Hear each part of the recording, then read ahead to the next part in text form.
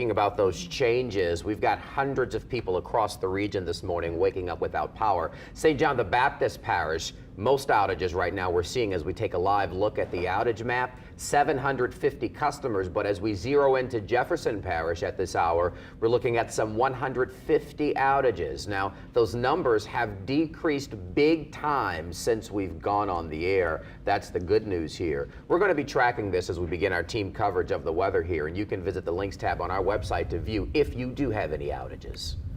And a reminder for New Orleans drivers, if there is a break in showers today, you can park on the neutral ground until 7 p.m. tomorrow. And we continue our team coverage this morning with crews across Southeast Louisiana monitoring conditions. Winston Reed is on standby for us this morning in Mandeville, but first let's go to our Rachel Handley. She is live this morning in the New Orleans metro area there. Rachel, you're at the Carrollton underpass, which was a concern the last time around, and whenever the rain does get significant, those underpasses are a concern. What are you seeing? Hey, we're not seeing anything too bad so far. This morning we've seen a few bursts of heavier rain here in the New Orleans area, but so far nothing too major. Wind's picking up a little bit, but right now it's mostly just sprinkling. But as you said, we're here at this underpass because there is a flooding concern here today.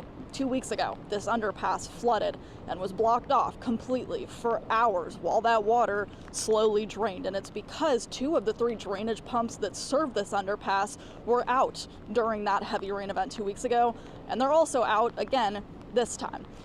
According to the Surgeon Water Board, all the other underpass drainage pumps are working today, and so are the vast majority of the other pumps that serve the city. Right now, we are watching one flooded street advisory in the lower 9th Ward area. That's at St. Claude and Gordon. We haven't actually put eyes on that ourselves. Those are based on flood sensors, so we don't know for sure if that could be an error because, again, so far we have not seen a whole lot of heavy rain on the South Shore, but something to keep an eye on if you do have to drive in that area. While we're watching the streets here, as you said, Winston Reed is in Mandeville. Winston, hey, how are things looking up there?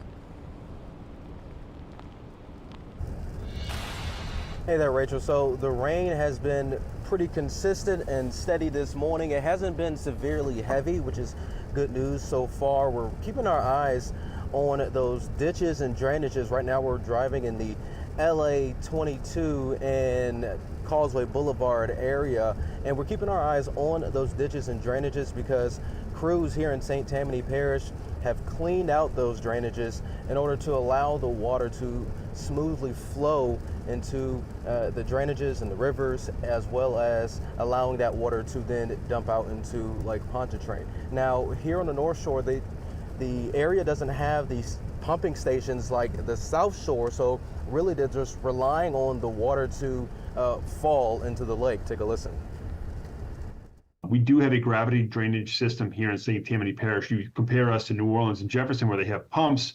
We don't have that here. We rely on the water to ultimately feed into Lake Pontchartrain, but if there's high water in all the rivers and the ditches, it takes time for that to go down so it can actually catch up.